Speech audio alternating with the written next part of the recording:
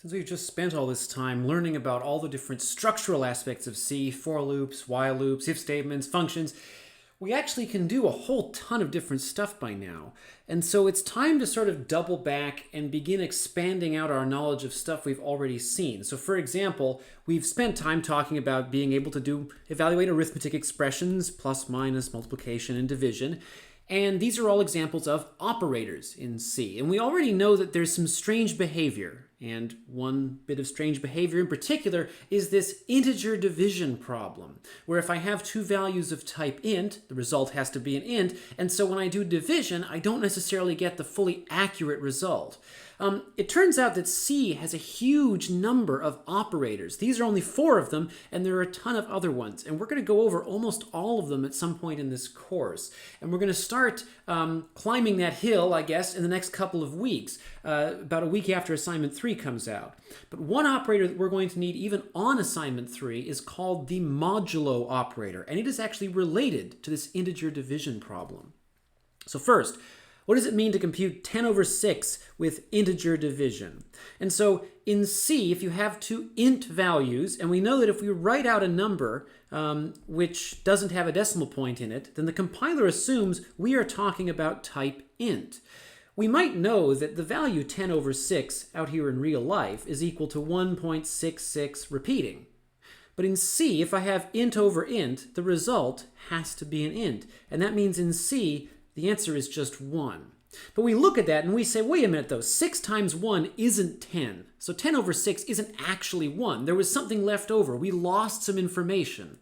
And if you think back into the distant past, into one of the prerequisites for this course, I think it was 4th grade, you might have seen, before you started talking about long division, you might have seen this other way of doing division involving remainders. If I divide 10 by 6, we could say that 10 divided by 6 equals 1 with remainder 4, because there are 4 left over. 6 times 1 is 6. And so obviously 6 times 1 isn't equal to 10. There are 4 left over, and we call that a remainder. And it turns out that this can actually help us. Being able to obtain this remainder after division can be pretty helpful in some contexts. It's also worth noting that in C, being able to do division with integers, although we lose some information, it is actually faster to divide integers than it is to divide real numbers. And so in cases where maybe we don't mind if the result gets truncated, maybe it's no big deal to use integers. Okay, so what about this? What if I ask you this question? Compute 10 modulo 6. And in C, we don't want to write out the word modulo, so instead we use this operator, which is the percent sign. And it has nothing to do with percentages, it's just a case of needing a symbol to represent this thing. So I will read, when we see one of these in this course, I read this as 10 modulo 6, or 10 mod 6. When I say compute 10 modulo 6, what I really mean is compute the remainder after dividing 10 by 6 with integer division. And so there are 2 ways you can interpret this. Of course, if you want to know 10 modulo 6, well, if I take an int and I use the modulo operator, I'll get a result. I could always use a program to do that. But maybe you need to compute this by hand every now and then. Maybe it's an exam question, or maybe you want to validate your own code. So there are a couple of ways of doing this. If I ask you, what is 10 modulo 6? Well, one option would be to divide 10 by 6 and take the remainder. So we know that 10 divided by 6 is 1, remainder 4. And that means that 10 modulo 6 is equal to 4. Similarly, if I ask for 15 modulo 6, well, 15 divided by 6 is 2, remainder 3. So that means that 15 modulo 6 is 3. But many of you, it's been a while since you've had to do non-long division, so you haven't worked with remainders in a long time. And so for you, I recommend using this technique. And I'll show an example in a minute. But what you could do is, if I want to compute I need to draw my letters better. A modulo b. What I could do is compute the largest multiple of this thing that's less than or equal to this thing. And we'll call that m. And then a modulo b is equal to a minus m. So let's try that with 15 modulo 6. Okay, so what is the largest multiple of 6 that is less than or equal to 15? I think it's 12. And that means that 15 modulo 6 is equal to 15 minus 12, which is 3. And so I'll go through a few more examples because maybe me just telling you about it isn't enough to cement that in your head. And honestly, I encourage you to pause the video and see if you can work these out before I write things down. So in each case, I'm trying to compute the operation A modulo B. So in this case, this is A and this is B. So what's the value of A? It's 10. And M, the value of M, will be the largest multiple of B less than or equal to A. So in this case, the largest multiple of 6 less than or equal to 10 is 6. And then my result, the value of A modulo B, is equal to the difference between those things, so 4. Okay, what about 17 mod 6? Okay, the value of A is 17. The largest multiple of 6 less than or equal to 17 is 12, and so the result is 5. What about 38 mod 3? The largest multiple of 3 less than or equal to 38 is 36. So 3 times 12. And, oh, I've got it in the wrong box. So I've got 38, and the largest multiple is 36, and so that means the difference is 2. One thing you might observe, a property that's pretty useful mathematically, it comes up every now and then around here in C programming, is that if I take A modulo B, the result will always be less than or equal to, or sorry, just less than B. I'll never have a remainder of, for example, if I divide something by 3, I'll never have a remainder of 3 or 5 or 7. The remainder will always be less than 3. So here I have the value of A is 60, the value of M, the largest multiple of 3 less than or equal to 60 is 60, because 60 is 3 times 20. And that means that my result, my remainder, is 0. This is a very interesting case. What this is saying is that there is no remainder when I divide by 3, which means that the number 60 is evenly divisible by 3.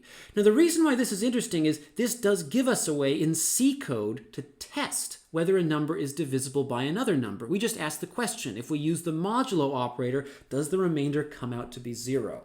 Okay, 5 modulo 11. Okay, so A is 5. What's the largest multiple of 11 less than or equal to 5? I think it's 11 times 0. Because obviously 11 itself is bigger than 5. And it turns out we still use the same rule, and that means that the remainder is 5. So we'll try another one. Maybe now that you've gotten the hang of it, pause the video, try these. Okay, I assume you just paused the video, you tried these, you came back, you got a cup of tea, you came back, enjoy your tea, take a nice sip. Now we'll sit down and try these out. I was already seated, but you should take a seat. The value of A is 6. The largest multiple of 10 that's less than or equal to 6 is 0. So the result is 6.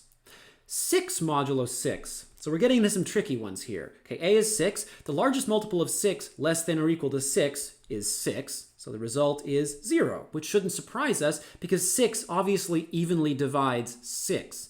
Ooh, 0 modulo 5. Now, interestingly, you cannot write something modulo 0 because that would be asking for division by 0, which we know that we can't do. But 0 modulo 5 is allowed. The value of A is 0. What is the largest multiple of 5 that's less than or equal to 0? Oh, well, that's just going to be 0. And so the result is 0. Okay, that's a weird one. 15 modulo 5. A is 15. The largest multiple of 5 less than or equal to 15 is 15. And so it's 0. And that's because 5 evenly divides 15.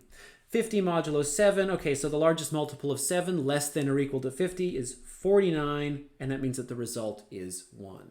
So hopefully if you use that trick, if you don't like thinking about remainders directly, if you use that trick, it should become relatively straightforward to understand what modulo means for at least relatively small numbers, let's say 2-digit numbers or less, 2 or 1-digit numbers. Now let's take a look at this. So here's some C code here that uses the modulo operator. And we'll start by doing 10 modulo 6, just to show that we can do this. We saw a minute ago that the largest multiple of 6 less than or equal to 10 is 6 itself, which means that 10 modulo 6 should come out to be 4. And 5, and actually let's write this out as we go. So it should be 4.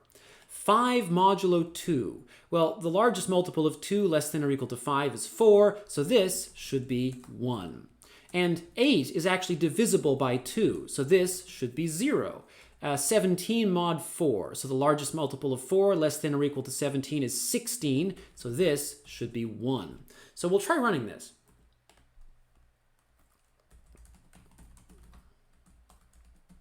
Modulo, here we go. And it comes out to 4101. So it looks like we had that down. And there's an exercise to do here. There's a second exercise, which I hope you take a look at on yourself, which actually is a strange inversion of the usual technique in this course. I want to prove to you that we need the modulo operator. And the way I'm going to do that this time is by giving you assignment 3. On assignment 3, you have to do calculations like decide, was the year 1687 a leap year? Was the year 1728 a leap year? And it turns out with the modulo operator, that's really easy, because it requires testing whether something is a multiple of something else. But this extra task that you should take a look at is, it turns out that there is a way for this one task, not necessarily for assignment 3, of getting the right answer without using the modulo operator at all. It requires a bit of cleverness. So that's something to look at later. For now, I want to write a loop that counts up from 1 to 15. And for each value in that range, it asks the question, is this number a multiple of 3? And if it is, it prints out this is a multiple of 3. If it isn't, it prints out that it isn't. So let's try that out. I guess I'll need a value to count. Int n equals 1. Let's write a while loop. While n is less than or equal to 15. Let's see. And then I will add my incrementation at the bottom before I forget. I often forget to write incrementations. That's one reason why for loops can be helpful. So here, for each value of n between 1 and 15, I want to ask the question, is n a multiple of 3? And remember that something is a multiple of 3 if that thing modulo 3 comes out to be 0. So I ask the question, is n mod 3 equal to 0? And just a bit of review here, when I want to ask the yes or no question, is this equal to this other thing, I use two equal signs, because a single equal sign is an assignment statement. We already have a use for a single equal sign, so I use two equal signs to ask the yes or no question. If n modulo 3 is 0, then that means that n is a multiple of 3. Multiple of 3, and so we'll print out the value of n. And if n modulo 3 is not equal to 0, in other words, if we land inside the else clause of my if statement, then we'll say it is not a multiple of 3. So we'll try that out. And here it'll print, we'll scroll to the top. 1 is not a multiple of 3, no surprises. 2 is not a multiple of 3, yeah, right, okay. 3 is a multiple of 3, you're kidding, okay, that looks good. 6 is a multiple of 3, 9 is a multiple of 3, 12 is a multiple of 3, and so is 15. Now, the extra task, something to think about later, is there is a way of doing this without using the modulo operator at all by taking advantage of the fact that there's a very regular pattern here and writing a loop around that. The next video will show a case where it's probably better just to use the modulo operator because at a certain point the task becomes complicated enough that it's better to ask the question directly, is this a multiple of 3, than it is to try and come up with some engineered loop cleverness.